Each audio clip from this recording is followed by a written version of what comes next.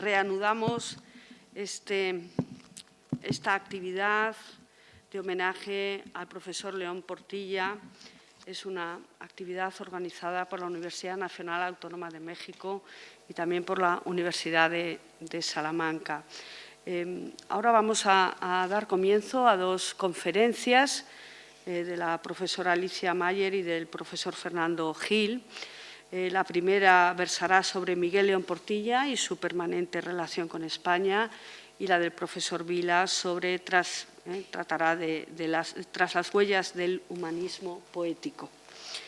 Voy a hacer una breve presentación, y digo breve porque intentar resumir los currícula de ambos ponentes hoy, de ambos conferenciantes, es casi imposible. Entonces, voy a intentar ser lo más breve posible para ubicar su investigación y su producción científica. La doctora Alicia Mayer es actualmente directora de la sede de la UNAM en Canadá, es investigadora titular del Instituto de Investigaciones Históricas de la misma universidad. Durante 25 años ha impartido una asignatura apasionante, Reforma y Contrarreforma, Protestantismo y Catolicismo, en el Colegio de Historia de la Facultad de Filosofía y Letras. Yo creo que ha sido y es una de las grandes especialistas en esta temática. Ha sido también profesora y conferenciante en varias universidades europeas y americanas. Directora, las tareas de gestión también han pasado, o sea, la gestión no es nada fácil, y tú nunca has podido compaginar gestión y historia. Entonces, yo creo que es un mérito extraordinario. Ha sido directora del Instituto de Investigaciones Históricas del año 2005 al 2013 y directora del prestigioso, ambos lo son, pero del prestigioso Centro de Estudios Mexicanos también de la UNAM del 2013 al 2017. Su principal línea de investigación es la historia, como ya he dicho, del pensamiento religioso cristiano en la Edad Moderna. Quiero destacar entre sus obras El descubrimiento de América en la historiografía norteamericana, publicado en el año 1992, Dos americanos, dos pensamientos, Carlos de Sigüenza y Góngora y Cotton Mather, desconocido en España. Quien se dedica a este periodo puede haberse acercado más a esta figura, pero es muy desconocido. Es un libro, yo creo, que eliminar para aproximarse a él. Y Lutero en el paraíso, imagen e idea del reformador alemán desde Nueva España, que publicó por Fondo de Cultura Económica en el 2008. Son muchísimas más las obras que ha publicado la profesora Mayer, pero me gustaría destacar la que editó y coordinó con Carmen Martínez, una colega de la Universidad de Valladolid, que tenemos hoy también el gusto de contar con su presencia, sobre Miradas sobre Cortés, ahora que los conquistadores están tan de moda y sobre todo por nuestros encantadores políticos, y luego hacia la conmemoración del bicentenario de la independencia y del centenario de la Revolución Mexicana, retos y perspectivas. Quiero dar las gracias a la profesora Alicia. Es una mujer muy querida en Salamanca, muy querida por mí, laureada porque desde tener hasta el premio Sor Juana Inés de la Cruz es miembro además también de la Academia Mexicana de Ciencias, de la Academia de Bellas Artes, de Bellas Letras de Barcelona y de la Academia Mexicana de Historia. Es un honor que hoy podamos contar con su presencia y con su sabiduría. Es un privilegio para mí tomar la palabra en este emblemático recinto de la Universidad de Salamanca para honrar la memoria de un gran mexicano, don Miguel León Portilla. Agradezco la invitación para participar en este homenaje a un sabio cuyos estudios históricos y filosóficos no solo transitaron en el contexto de dos mundos distintos, aquende y allende el océano, el de España y de México, sino que ayudaron a remontar diferencias a través de la comprensión de ambas experiencias históricas, en el devenir de un pasado que, desde el siglo XVI, cambió para siempre los derroteros de nuestras respectivas naciones. Me emociona evocar la memoria de Miguel León Portilla en la más antigua de las universidades hispanas, alma mater de nuestra alma mater, puesto que la UNAM, que se considera heredera institucional de la Real y Pontificia Universidad de México, fundada en el Virreinato de Nueva España en septiembre de 1551, comenzó su vida institucional bajo los estatutos salmantinos. Aquí, en estas aulas, se escuchó la voz de Antonio de Nebrija, quien a finales del siglo XV, coincidente con el primer viaje colombino, intuyó un imperio bajo la égida castellana, en el que el español sería la lengua de comunicación que conectaría, sin adivinar el humanista lebrijano sus amplias consecuencias, a seres humanos disímiles, étnica y culturalmente.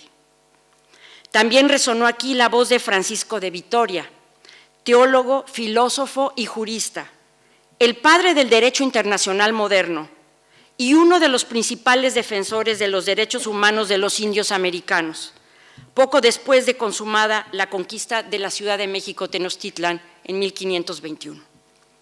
No menos sonora sería la voz de Fray Bernardino de Sahagún, estudiante salmantino, quien llegó al Nuevo Mundo en 1529, de 30 años, de los más de 60 que duró su estadía en México, tiempo en el que escribió varias obras en náhuatl y en castellano, consideradas hoy entre los documentos más valiosos para la reconstrucción de la historia del México antiguo antes de la llegada de los españoles, y quien es considerado el padre de la antropología moderna. Finalmente, merece hacer mención del dominico sevillano Bartolomé de las Casas, primer obispo residente en Chiapas, México, nombrado oficialmente protector de los indios. Sus extensos escritos, La brevísima relación de la destrucción de las Indias y La historia de las Indias, además de su famosa polémica con Ginés de Sepúlveda sobre la ética de la conquista, desataron polémica al mismo tiempo que sirvieron de cimiento de la monumental legislación indiana. El Nuevo Mundo había originado en la península ibérica y en la propia América múltiples desafíos intelectuales, muchos de los cuales, como la dignidad y los problemas morales de la condición humana, han tenido una vigencia extraordinaria. Y estos dilemas y cuestiones dentro de la filosofía, la historia y la antropología cultural fueron parte de las preocupaciones intelectuales de Miguel León Portilla. Como la de Sahagún, más de 9 décadas de larga y fructífera trayectoria vital y profesional lo caracterizan. León Portilla nació en la Ciudad de México el 22 de febrero de 1926 y nos dejó el 1 de octubre de 2019. Fue un estudioso reconocido internacionalmente, sobre todo por sus aportaciones pioneras al estudio de las culturas antiguas de México junto a Ángel María Garibay y Manuel Gamio. Muchísimo se puede hablar de la obra y el legado de Miguel León Portilla producidos durante esa extensa y prolífica vida de estudio e investigación. Fue autor de más de 50 libros y profesor por más de 60 años.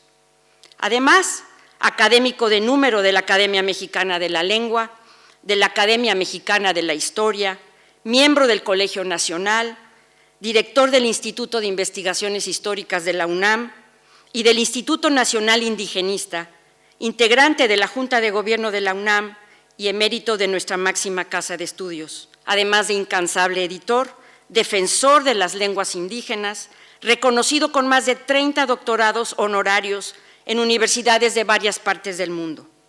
Sus campos de investigación se enfocaron a las culturas prehispánicas, a la lengua y literatura náhuatl, al análisis de códices, a la defensa de los pueblos originarios contemporáneos y a la etnología de California, pero también y en profundidad al humanismo hispánico, del que Fernando hablará más adelante.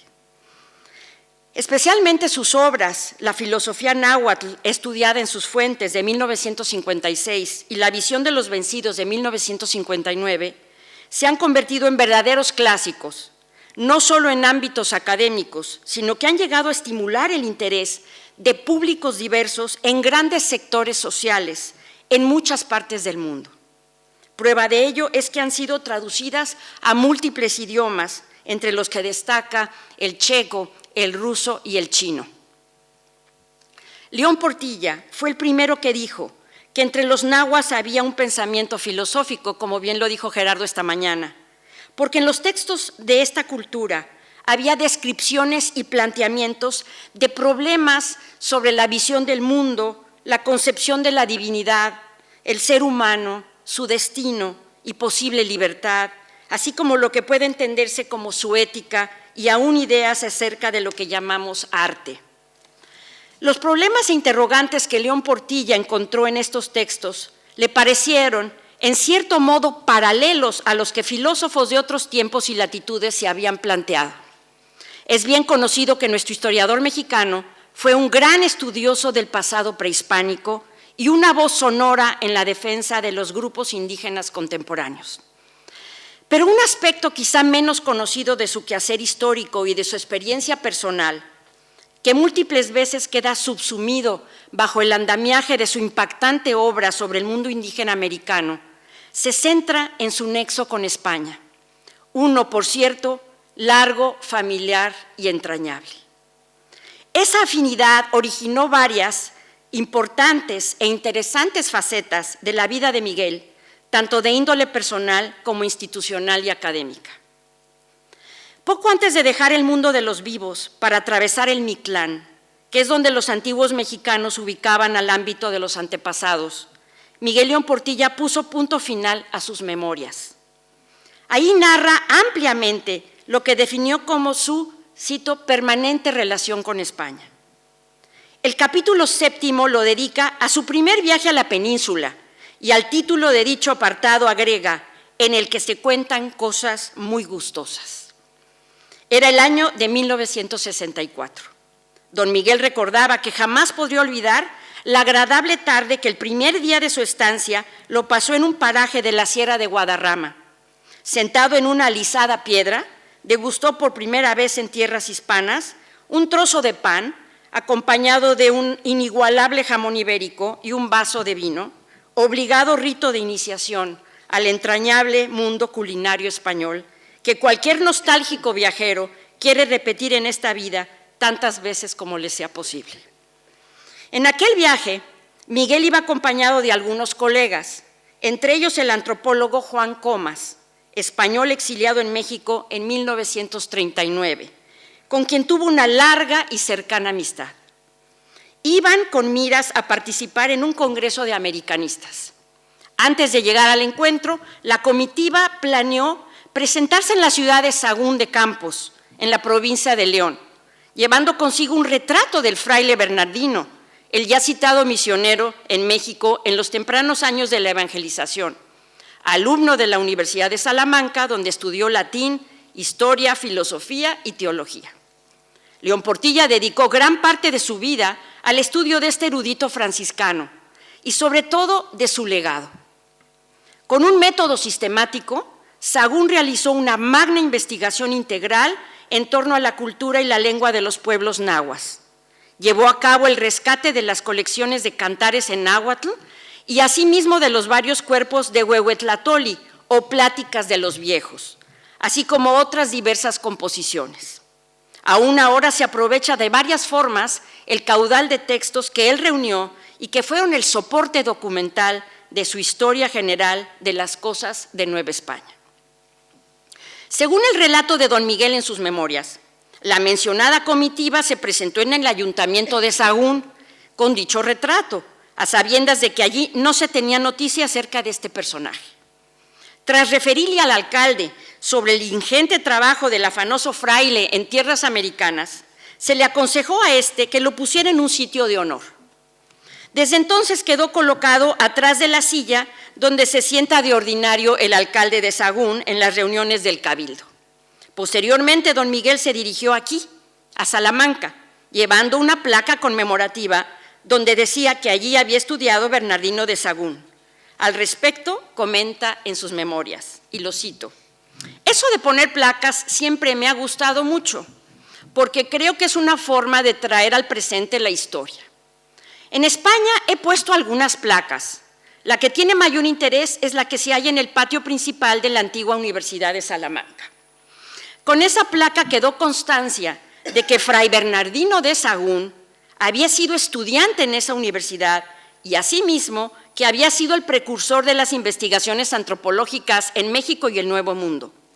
Ya hablé de nuestra estancia en la villa de Sahagún, donde pude recordar mucho acerca de Fray Bernardino, descubriendo ante los azorados ojos de no pocos sagunenses que él había sido el iniciador de la antropología en el Nuevo Mundo. Cierro la cita. León Portilla sabía muy bien que una placa es un instrumento de memoria que hace referencia a figuras señeras que han dejado un legado y merecen ser reconocidas. Cabe referir también que mucho se debió a las gestiones hechas por León Portilla junto al INA, al Instituto Nacional de Antropología e Historia, y la Universidad Nacional Autónoma de México, así como a la Universidad de Hidalgo, para que la obra de Sahagún fuese incluida en el patrimonio intangible de la humanidad como memoria del mundo por la UNESCO en el año de 2015. 2 años después de aquel viaje a la península, en un segundo, que aconteció en 1969, don Miguel se afanó también por recuperar la memoria de don Sebastián Ramírez de Fuenleal, fallecido en 1547, en su pueblo natal de Villaescusa de Haro, de la provincia de Cuenca. Este era un personaje que en México y España estaba casi olvidado. El jurista español, amén de haber participado en la pacificación de los moros de Granada, había sido presidente de la Segunda Audiencia de México, de honrosa memoria, y a él se debió la fundación del Colegio de Santa Cruz de Tlatelolco, una de las instituciones más insignes de la temprana colonización española en América, cuna de letrados indígenas en latín y griego, además de haber realizado las primeras investigaciones sobre la cultura náhuatl. Pero permítanme volver a la narración de aquel año mirabilis de 1964, para cerrar este círculo que implicó el primer recorrido de don Miguel por España. Dicho periplo se vio, por supuesto, coronado con su brillante participación en el Congreso de Americanistas, motivo principalísimo del dichoso viaje, pero más lo fue porque allí conoció, como lo ha dicho también Gerardo esta mañana, a quien sería su esposa y compañera de vida, la historiadora extremeña, nacida en Villanueva de la Serena, doña Ascensión Hernández Triviño, a quien cariñosamente llamamos Chonita, y de quien el propio Miguel decía sentirse amoroso consorte y orgulloso colega. Esta fue de por sí razón suficiente para que Miguel quedase atado desde entonces y para siempre a España. Bajo estas vivencias que parecían y parecen simplemente anecdóticas, hay un mar de fondo. Ese impulso que llevó a don Miguel a mostrar en España los logros de los hispanos insignes, la mayoría desconocidos en la península, sobre todo durante los tiempos de la colonización, nos dice mucho de su convicción personal e histórica. León Portilla no solo contribuyó a una nueva forma de valoración de la cultura náhuatl, sino que también emitió un juicio positivo de la realidad histórica española, con lo que tendió puentes comprensivos entre los mundos hispánicos de los 2 hemisferios del mundo atlántico. Él sabía, por ejemplo, que el abordar la discusión sobre el proceso histórico de la conquista y sus consecuencias no era sencillo en México. En nuestro país había en los años 50 y 60 del siglo pasado un álgido debate entre 2 corrientes de pensamiento para explicar la realidad mexicana, con base en la oposición histórica entre 2 formas de ver el mundo, la hispánica y la mexicana. Esto se expresó ideológicamente en 2 corrientes, el indigenismo y el hispanismo, su contraparte, lo que generaba y continúa generando sentimientos encontrados y polarizados en diversos ámbitos de la sociedad. León Portilla se ubicó en una postura dialéctica para explicar este controvertido asunto. José Emilio Pacheco, escritor mexicano galardonado con el Premio Cervantes en 2009, refería una clave esencial en la personalidad de León Portilla, al escribir que éste no aspiraba, decía, a restaurar polémicas entre hispanistas e indigenistas. En cambio, él se veía guiado por un interés meramente científico, se mostraba neutral en las disputas y se asumía como enemigo de los maniqueísmos. Pero lo fundamental fue que don Miguel siempre sostuvo que era vital para los mexicanos asumir su singular historia, una que descansaba precisamente en las dos realidades distintas, tanto el elemento cultural español como el indígena, que se habían encontrado tras el llamado descubrimiento de América y posteriormente habían chocado violentamente con la conquista. Esta situación, aún con su característica violencia, ya que es una certeza histórica que la civilización occidental se prolongó en el continente americano y que a su paso dejó muchos momentos de muerte, destrucción y opresión, había forjado, no obstante, y de manera inevitable a la nación mexicana. Meditando sobre estos elementos fundacionales de México, él llegó a expresar que, cito, si un mexicano odia lo español, se está odiando a sí mismo. Cierro la cita. En una actitud autodestructiva. En suma, Miguel León Portilla tuvo una visión integradora de la realidad de México, que consideró tanto la herencia histórica de los pueblos originarios como la hispánica. Otra prueba del interés de nuestro polígrafo y humanista mexicano por temas concernientes al legado de España es que nos dejó importantes estudios sobre el pensamiento de cronistas e historiadores españoles del periodo colonial, el ya citado Sahagún, Bernal Díaz del Castillo, Andrés de Olmos y Juan de Torquemada, entre otros. El maestro habló amplia y de forma ecuánime sobre Hernán Cortés, de quien dijo, no fue un héroe ni un villano, sino un hombre de carne y hueso, que realizó una de las hazañas más impresionantes de que se tenga memoria, y destacó el papel fundamental que jugó el extremeño en la exploración, conquista y ulterior poblamiento, no solo del actual territorio de México, sino más allá de sus fronteras, lo que culminó después con el proyecto más ambicioso del incansable Cortés, que no pudo él personalmente realizar, el de conectar a Europa y Asia por el occidente a través del continente americano, lo cual ha sido ampliamente estudiado por mi admirada y querida amiga historiadora Carmen Martínez de la Universidad de Valladolid, aquí presente. La visión incluyente de Miguel explica la lógica que él siguió cuando en el año de 1985 propuso la tesis que explicaba la llegada de los europeos al Nuevo Mundo como encuentro de dos mundos, como alternativa al tradicional onomástico de descubrimiento de América. Misma que nombró la 500ª conmemoración de este suceso en el año de 1992 y que fue la posición que él mantuvo con congruencia intelectual durante el resto de su vida, pese a las críticas y aún ataques de otros historiadores con miras filosóficas distintas. En un esfuerzo de síntesis histórico-cultural, León Portilla quiso dar cabida a los pueblos originarios en el proceso, así con mayúsculas, que dio origen a la nación mexicana, con su singularidad étnica y cultural. El historiador mexicano lo explica de la siguiente manera, lo vuelvo a citar. La palabra encuentro connota coincidencia de dos cosas o personas en un mismo lugar. Asimismo, choque, enfrentamiento y lucha de quienes combaten y también acercamiento y aún fusión. De todo esto ha habido a lo largo del proceso, continuó con León Portilla, que se desencadenó con la llegada de Colón a la isla de Guanajaní. Por otro lado, hablar de dos mundos es referirse con una metáfora desde hace mucho introducida a uno y otro hemisferio, el que abarca no solo a Europa, sino también a Asia y África, y el que se llamaría América. El proceso del encuentro se desarrolló entre gentes y culturas de estos dos mundos. Cierro la cita. Con esta fórmula, León Portilla buscó acercar a dos elementos considerados siempre como antagónicos y plantar una alternativa al eurocentrismo.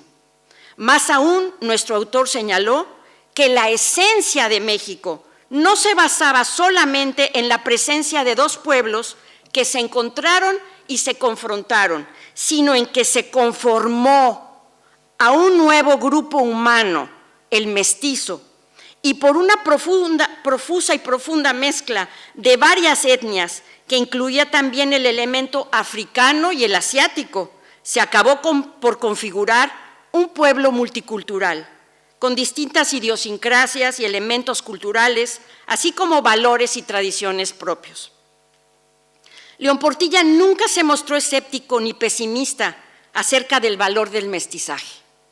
Lo anterior, sin duda, puede verse como uno de sus legados intelectuales más importantes, resultado de su orientación integradora.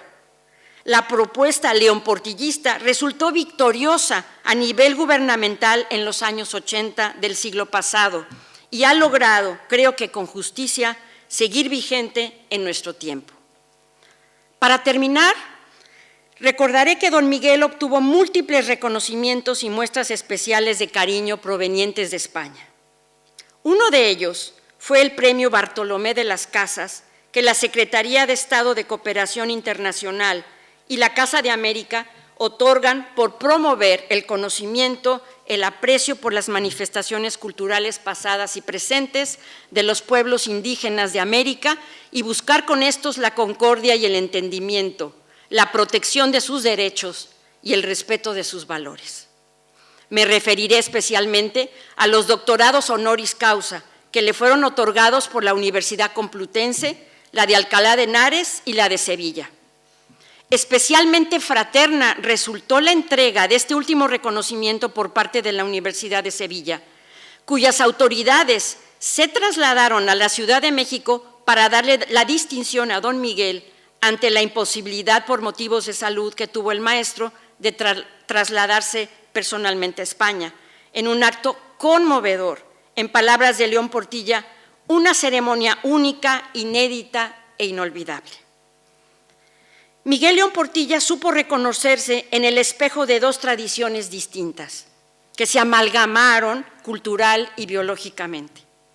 Esto lo hizo ser empático, respetuoso y comprensivo de las dos realidades que constituyen el ser mexicano, lo indígena y lo español. Abogó por cultivar la fraternidad y el respeto entre España y México por su afinidad histórica. Para concluir, este breve recuento de una experiencia fundamental en la vida de Miguel León Portilla, añadiré solamente que entre los nahuas, el varón maduro era uno de los ideales supremos de lo humano, como se describe en el siguiente elogio náhuatl. El hombre maduro, corazón firme como la piedra, corazón resistente como el tronco de un árbol, rostro sabio, dueño de un rostro y un corazón, hábil y comprensivo. Evoco este canto de los antiguos mexicanos, porque ese fue Miguel León Portilla. Tlamatinime, o sabio, Ixtlamachilistli, el que educó o formó a los rostros ajenos, Temachtiani, maestro. Pero no solo meditaba y escribía don Miguel desde su despacho en el Instituto de Investigaciones Históricas de la UNAM, también lo hacía frecuentemente en diversas bibliotecas de España. Pasaba largas temporadas en Madrid, entre las calles de Paseo de la Castellana y Padre Damián, en el barrio conocido como Nueva España. Otra coincidencia más en la vida de Miguel León Portilla, hombre egregio que luchó denodadamente por armonizar y hacer más comprensivos los componentes fundacionales del México antiguo, de la vieja y la Nueva España. Muchas gracias.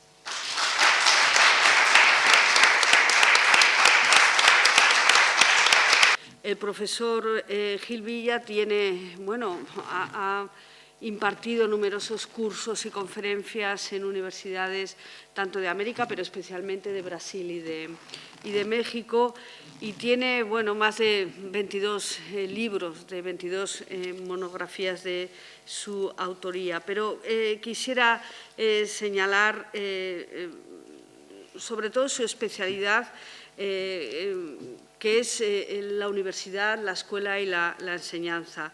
Escuela pública o escuela privada, un análisis sociológico es uno de los sus libros más conocidos, igual que La exclusión social, de la editorial Ariel, y uno que a mí me gusta especialmente, titulado, y que alguno de ustedes pues se sentirá identificado, llamado Profesores indignados, manifiesto de desobediencia académica, que la publicó en el año 2011. ¿Qué significa investigar? Exorcismo del trabajo de investigación, que se editó por Fondo de Cultura Económica en el año 2013. La sociedad vulnerable, en busca de la felicidad, el sistema de Proust, que es el último que ha publicado por el Servicio de Publicaciones de la Universidad de Navarra.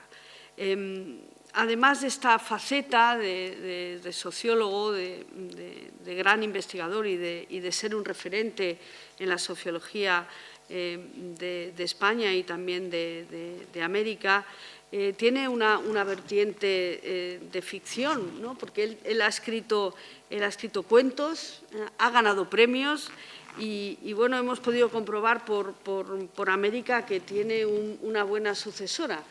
Porque también bueno, ha escrito poesía y bueno, pues Canción de entretiempo, La voz y el sigilo son algunas de sus obras más conocidas. Me gustaría darle ya la palabra al profesor Gil Vila, agradecer toda esta organización, como ha organizado hoy este acto en homenaje al profesor Miguel León Portilla y bueno, a la recepción de ese códice florentino y que bueno, pues ha estado extraordinariamente organizado y coordinado. Le doy la palabra, su conferencia versará sobre Tras las huellas del humanismo poético. Muchísimas gracias, profesor. Estimadas autoridades académicas y diplomáticas, queridas y queridos colegas de la UNAM y de la USAL, estimado público, muchas gracias por haber venido hoy a compartir este rato tan especial con nosotros.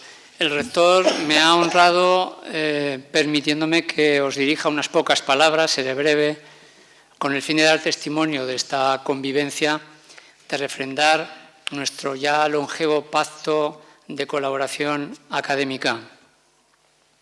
Tal vez el mensaje del día de hoy más importante es que las civilizaciones no solo guerrean, las civilizaciones también se abrazan y también se mezclan. ¿Qué día es hoy? 8, es 8, ¿no? Sí, 8. 8 de octubre. Pues dentro de 10 días, por San Lucas, es cuando en 1521 se empezaría a llenar todo esto de estudiantes del trasiego de universitarios. Y tal vez uno de ellos, al menos así lo dice don Miguel León Portilla en su obrita de la que ahora os la mostraré como fue impresa aquí, uno de ellos tal vez ya fuera nuestro Bernardino de Rivera. Desde luego, unos años después, se embarcó para América. Unos años después se embarcaría para América y construiría, organizaría, sería el jefe de un equipo de investigación, como los llamamos ahora. Nosotros en la Universidad de Salamanca tenemos grupos de investigación reconocidos. ¿Verdad, señor rector? Así se llaman. Pues el propio Bernardino de Sahagún construyó un maravilloso equipo de investigación con colaboradores de aquí y de allá, que daría lugar, nada menos que durante 40 años, a una de esas maravillosas obras que es de la literatura hispanoamericana, joya, cumbre de la literatura hispanoamericana, que es su Historia de las cosas. Y dice León Portilla que entonces hay que reconocerlo como uno de los padres fundadores de la antropología moderna, pero yo creo que se queda escaso ese reconocimiento, porque hay muchas formas de practicar la antropología. Y Bernardino de Sahagún fue pionero en eso que hoy llamamos corrientes interpretativas y fenomenológicas, vale decir, el arte de escuchar al otro, de ponerse en su lugar. Habría que esperar más de 400 años para que los americanos hablaran de la oral history y después de la Segunda Guerra Mundial, con ayuda de los magnetófonos, comenzara esa forma de investigar que consiste en dar la voz a los que no tienen voz. Pero esto ya lo hacía Bernardino de Sahagún con sus pláticas de viejos, sus Huehuetlactoli, ¿verdad?, donde escuchaba a los mayores que eran símbolo de sabiduría. ¿Qué no hubiera hecho hoy con un smartphone? El caso es que hace poco hicimos nosotros este tipo de investigación que, como sabéis hoy, afortunadamente en la academia la practicamos con personas mayores de Zamora, que está al lado y que es una de las provincias donde más población mayor hay de todo el país. Sabéis que estáis en España, un país envejecido, y cuando entrevistamos a los mayores no solo sacamos información, hacemos algo más. Hay como una conexión mística, permitidme que me exprese hoy aquí en estos términos, y a ellos les viene muy bien, porque si no se sienten marginados. Y realmente los sociólogos sabemos que la población mayor es una población hoy en día tristemente vulnerable y marginada. Eso no ocurría en tiempos de Bernardino, que sabía cómo escuchar a los mayores. Por eso digo que es el arte de escuchar y por eso digo que eso conviene también recalcarlo. La universidad, en todo caso, creo que es, sin lugar a dudas, el lugar que mejor ilustra este esfuerzo por integrar las culturas de forma pacífica. La de México, hija y copia de la de Salamanca, en palabras de don Miguel. Y él mismo lo que hizo fue tomar el testigo de Fray Bernardino de Sahagún cuando llegó a esta universidad y dio esa conferencia en el 66, que la Universidad de Salamanca tuvo bien a reproducir en este pequeño formato, de significado de la obra de Fray Bernardino, y descubrió la placa. Hoy hemos hecho nosotros, hemos completado el homenaje. Yo no sabía que le gustaba, lo acabo de saber ahora por Alicia, que era fan de las placas, que le gustaba poner placas. Pues cuánto me alegro, porque entonces eso significa que hemos acertado. Querida Alicia, querida familia, hemos acertado en poner nuestra placa y nos sentimos orgullosos de devolver ese gesto. Y me gustaría comentar que no es un gesto más, no es un gesto protocolario ni diplomático, porque las palabras a veces se las lleva el viento, pero las de don Miguel León Portilla no se las llevaba el viento, porque estaban ancladas en una investigación rigurosa. Como tampoco las nuestras, que queremos ser sus otros testigos, que queremos seguir con esa labor. Las nuestras no, porque pasamos por muchas evaluaciones. Nosotros estamos constantemente evaluados por el SNI en México, el terrible SNI, y aquí en España por la terrible ANECA. Así que ¿cómo se las va a llevar el viento? Eso es un control de calidad muy fuerte. En 1939, nuestra querida María Zambrano dio un ciclo de conferencias en la Casa de España de México, que se había puesto en marcha hace poco y que, como saben ustedes, hizo la gran labor de recoger a esos intelectuales españoles y de escucharles. Y el título de sus conferencias era Pensamiento y poesía en la vida española. Allí dijo María Zambrano que las dos formas de la palabra, a saber, la filosofía y la poesía, se habían separado irremediablemente desde Platón hasta Hegel, siendo que la primera iba a dominar terriblemente a la segunda, en una relación de dominación nefasta. Y hoy, decía en ese momento la Zambrano en el 39, ese mundo se desploma bajo la llamada crisis del racionalismo. Y nos ha tocado a nosotros, a mi generación, decía ella en ese momento, soportar esa dolorosa experiencia. Bien, después de un gran derrumbe lo que queda es el terreno yermo, la tierra baldía. Y uno de los mejores retratos los había pintado unos años antes, en 1922, el gran Eliot, el poeta. Y la verdad es que posteriormente siguió habiendo temblores y réplicas de los temblores durante todo el siglo XX. No era una cuestión solo de una generación, lo iban a sufrir muchas generaciones. Tal vez el último temblor, tal vez el último aldabonazo a la conciencia occidental fue la de mayo del 68. El último clavo ardiendo al que se agarraron algunos notables intelectuales mexicanos como nuestro querido Octavio Paz. ¿Cómo no hablar hoy aquí de Octavio Paz? Que al decir de Enrique Krause, tal vez puso sus últimas esperanzas en la revolución estudiantil del 68. Pero llegó la masacre de Tlatelolco y llegó el Gulag y se completó el nefasto ciclo de desilusión colectiva que ya había pronosticado Nietzsche a principios del siglo. Veo subir la pleamar del nihilismo. Después de una desilusión no se cree en nada. Eso es lo que le pasó a Paz. Pero toda crisis, después de toda crisis, que supone una dolorosa ruptura del equilibrio, aquel equilibrio con el racionalismo era injusto, pero al fin y al cabo era un equilibrio y provocaba un cierto confort en la vida de las personas. Digo que con toda crisis y ruptura del equilibrio se sufre, pero se tiene una nueva oportunidad para construir otra vez las cosas bajo bases más justas. Y en este caso, limando las asperezas de la racionalidad instrumental y volviendo a reunir los cauces del pensamiento poético y racional. Zambrano creía que teníamos que aprender para ello de las culturas prehispánicas. En realidad, el reto que tenemos planteado en este siglo XXI es el de reconectar los eslabones de lo que podemos llamar el humanismo poético. Si queremos que nuestros hijos y nuestros nietos vivan para contarlo, yo creo que tenemos que invertir el egocentrismo. Esa superación, vale decir bienestar, solo puede ser individual y colectiva, pero las dos al mismo tiempo y no separándolas como se suele hacer.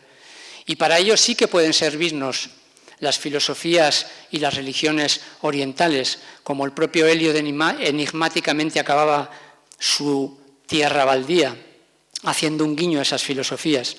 Pero sobre todo, en esta casa, nosotros, los académicos, lo que deberíamos hacer es adoptar para dar ejemplo un enfoque metacientífico, metapoético, en el que el yo ya no es el centro de todo, como hiciera el propio Eliot al practicar una poesía impersonal. En este sentido se alinea perfectamente Eliot con Levinas, cuya obra es quizás la del maestro Levinas, el planteamiento o uno de los planteamientos más sugerentes para construir un humanismo basado en el otro, un camino que lleve al sujeto moderno a salir de sí mismo, del mismo, con mayúsculas. Un camino que nos ayude a salir vivos de la modernidad, de ese derrumbe, de esas ruinas. Un camino, en suma, que nos permita vivir la última de las ilusiones, la ilusión de vivir sin ilusiones, como también enigmáticamente planteaba Ortega y Gasset en su meditación sobre Europa. Y este es el sentido, queridas y queridos amigos, del pacto que creo que hoy refrendamos en nuestras dos universidades, la de reconstruir ese humanismo. Y eso significa al menos dos cosas, resumidamente, dos cosas. La primera, que debemos seguir luchando por la verdad. Y esto parece un objetivo de perogrullo, pero hoy lo es menos que nunca. Porque, como ustedes saben, estamos rodeados de negacionistas. ¿Qué es el negacionismo sino una negación de la verdad? Fake news. Posverdad. ¿Qué es la posverdad? Sino una forma eufemística de decir que ya no creemos en la verdad. Y términos análogos que la verdad es que resuenan en nuestros oídos como zumbidos muy amenazadores. Las propias ciencias humanas y sociales, los propios intelectuales, nuestros propios colegas, a veces tiran la toalla y, como decía Bauman ya en los años 90, pierden de vista que debemos llevar la sociedad hacia un mundo mejor y contar con la transferencia de nuestros conocimientos a la sociedad, que es esa nuestra labor. Pero pierden de vista ya eso, no queremos dirigir a la sociedad a una utopía, ya no creemos en esas utopías. Un buen ejemplo de estas desilusiones y de esta forma de pensar que debemos corregir, triste ejemplo, es la interpretación maniqueísta, y estaba en contra, muy bien como dice Alicia Mayer, el doctor León Portilla, del maniqueísmo, pues la interpretación maniqueísta de las efemérides que ustedes los mexicanos celebran en este año.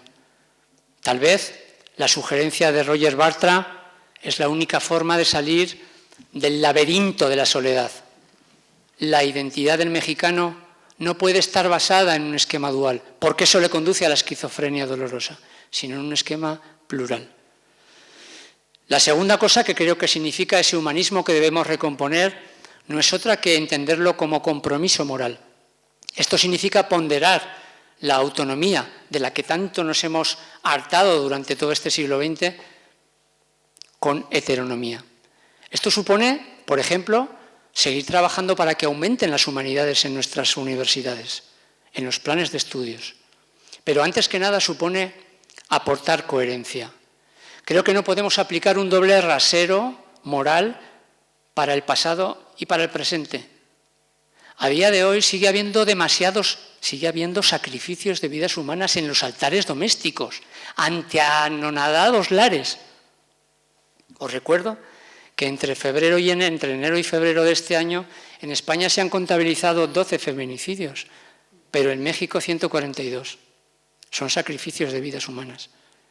De lo que debemos avergonzarnos es de toda violencia, también de la simbólica, de la que inconscientemente, como decía Bourdieu, practicamos todos los días, incluso los que parece que menos practicamos, y que debemos de vigilar epistemológicamente o no, cotidianamente o no, en nuestros respectivos despachos y en nuestros salones de clase y en nuestras casas con la conciliación familiar.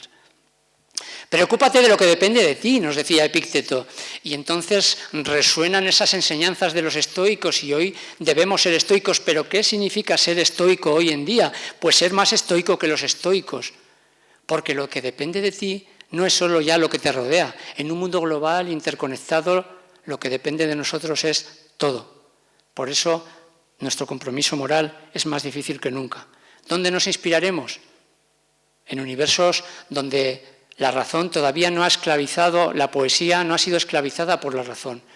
Es decir, donde la vida no se ha divorciado de la muerte, ni lo útil de lo trascendente. Universos como el náhuatl. El filósofo náhuatl, decía Miguel León Portilla, es quien enseña a la gente a adquirir y desarrollar un rostro. Un rostro no es una parte anatómica, no es una parte de la anatomía, es algo más. Un rostro es una metáfora del yo que se desarrolla con la educación. El rostro, que también es la base de la filosofía de Levinas, es el punto donde se concentra el otro, donde hay que ir, porque el rostro de uno no se ve, como dice también Rafael Cadenas, al que aquí se le otorgó el premio Reina Sofía. El rostro que no se ve, ese es el mío, pero el rostro que se ve es donde se concentra el otro, el prójimo, el próximo, que hoy en día es también el que está más allá. De ahí nuestra apuesta por la educación presencial. Y en esta universidad, gracias al convencimiento del rector aquí presente, hemos luchado y hemos conseguido que esa educación presencial se mantenga y ha tenido que echarse un pulso muy fuerte contra algunos movimientos en contra. Y también luchamos por una medicina, ya que hablamos de anatomía, y esto es muy importante decirlo porque hablamos después de una pandemia y es muy importante hablar de esto, una medicina no tecnológica, una medicina que recupere el sentido etimológico de la palabra clínica, que es estar al pie de la cama del paciente y escucharle. Y no estar mirando los gráficos de la pantalla y decirle usted, tiene un BCR-ABL de 0,5. Vuelva usted dentro de 3 meses a ver si ha bajado un algoritmo, así me dice a mí mi hematólogo, a ver si bajamos un algoritmo. ¿De acuerdo? Ese es nuestro compromiso moral en la universidad y, como digo, en esta universidad, y lo digo con orgullo, lo hemos intentado y lo estamos intentando reflejar en nuestras líneas estratégicas. Rubriquemos, por favor, y este es el sentido del mensaje de hoy, si me permitís decirlo así contundentemente, las palabras de Roland Barthes. La poesía debería formar parte de los derechos humanos, puesto que es la práctica de las utiliza en un mundo bárbaro. Queridas y queridos amigos, estoy convencido de que no nos queda más remedio a todos nosotros que aprender a ser un poco poetas. Porque como advirtió Hölderlin, solo hablan los poetas. Y como siguió diciendo de forma un poco profética el propio Hölderlin, was bleibt aber, stiften die Dichter. Es decir, lo que permanece lo fundan los poetas. Lo que permanece, fijaos bien, hoy diríamos lo sostenible, eso es lo que permanece. Poetas como Nezahualcóyotl, poetas gestores, gobernantes, rectores como Nezahualcóyotl, que se les conocía, ya lo hemos dicho, como Tlalohctinime, los que saben algo, no los que saben todo, los sabelotodos, como esos tertulianos que vemos en la tele, ni tampoco los que no saben nada, los que saben algo. Fijaos qué bonita descripción de un Tlamatini que tenemos aquí en Salamanca, que es nuestro santo santorum, don Miguel de Unamuno. Don Miguel de Unamuno decía: mi religión es buscar la verdad en la vida, y la vida en la verdad, aun a sabiendas de que nunca la voy a encontrar. Qué lección de humildad de un Trelamatini que tenemos en casa, Miguel de Unamuno. Por cierto, se llamaba Miguel, como León Portilla. Nuestro Miguel de Unamuno se llamaba Miguel, qué coincidencia. Y, por cierto, fue profesor, fue rector, fue político, pero ¿sabéis también lo que fue? Poeta. ¿Y sabéis lo que dijo? Al morir, quisiera que dijesen de mí, fue todo un poeta. Y es que la poesía casa con la verdad. Queridos amigos, la poesía es la que casa con la verdad. Nietzsche se equivocaba, o al menos se exageraba, cuando decía que los poetas son esos falsificadores. No, el poeta es el ser que menos puede falsificar, porque constitutivamente en su ADN es imposible la mentira. Me gustaría extenderme sobre esto, pero no puedo. Es sabiendo algo, ni nada, ni poco, como se va fundando. Y cada fundación es un pequeño avance en ese territorio infinito de la verdad y de la libertad, contra ese enemigo experto en técnicas de camuflaje que hoy tanto acecha.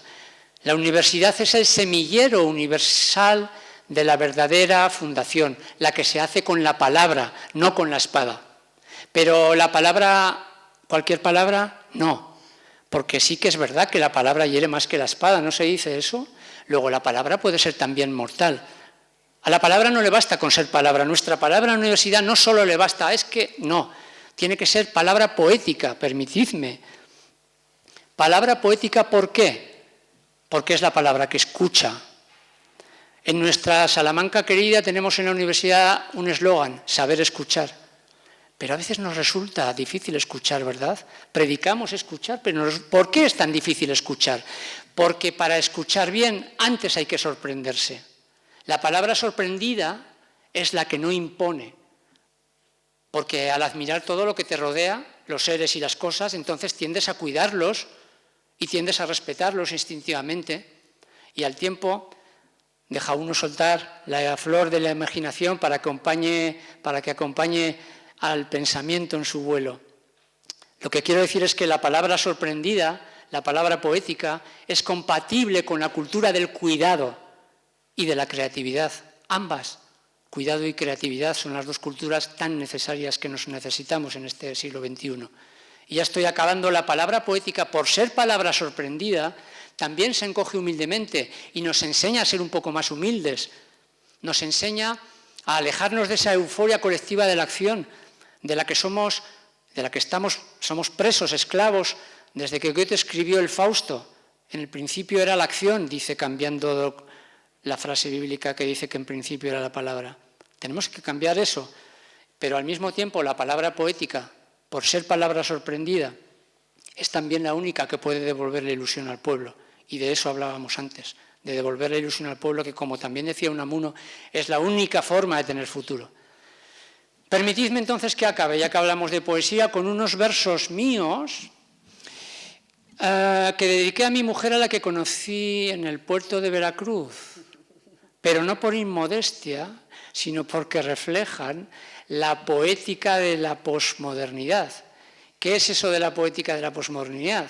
Pues cómo se siente un poeta en esta alta modernidad, que al menos yo y los poetas en general, doy fe, no se pueden sentir como conquistadores, como se sentían en la modernidad, sino, ¿sabéis cómo? Como náufragos, como náufragos. Y eso ocurre también con los antropólogos, como decía Clifford Geertz, ya que hablamos también de antropología. El antropólogo posmoderno está perdido, se siente como un náufrago. Tal vez sobre esto deberían de reflexionar un poquito nuestros políticos. Entonces yo no fui a Veracruz. Mirad que enamorarme en Veracruz, el pinche puerto por donde entró aquel viejo de Cortés, pues sí. Bueno, pero allí, en Veracruz, cuando yo voy a Veracruz, de donde es mi mujer, yo no voy como notario del reino. Yo voy como invitado, igual que estáis aquí vosotros, nuestros amigos mexicanos. Ese es el cambio que habría que tener en cuenta. Los versos son breves y se titula Rumbo a Veracruz. Ella se alzó como flor como animal salvaje o sueño. El océano se me tuvo que llevar rumbo a Veracruz, pero ahora sí que sin Cortés y sin indios totonacas. Ahora hay un puesto de Coca-Cola para náufragos. Pero no quiero acabar con estos versos míos porque es poco discreto. Permitidme que acabe con otros igualmente breves que el maestro Miguel León Portilla atribuyó a Nezahualcóyotl y que hoy todos nosotros queremos dedicarle a él. No acabarán mis flores, no cesarán mis cantos. Yo, cantor, los elevo, se reparten, se esparcen. Así es, querido Miguel, queridos familiares de Miguel. Hoy aquí repartimos tus cantos, que son tus enseñanzas, y los de la noble estirpe a las que perteneces, porque nuestras universidades refrendan su alianza, la firme promesa de que vamos a seguir todos, con mucho orgullo, cantando lecciones, sí, para seguir cosechando las flores, sí, de la verdad, de la belleza y de la paz. Gracias. Nos damos por concluido el acto. Muchísimas gracias, doctora Meyer. Muchísimas gracias, doctor Gil Villa, por estas magníficas intervenciones. A todos ustedes, gracias por su asistencia.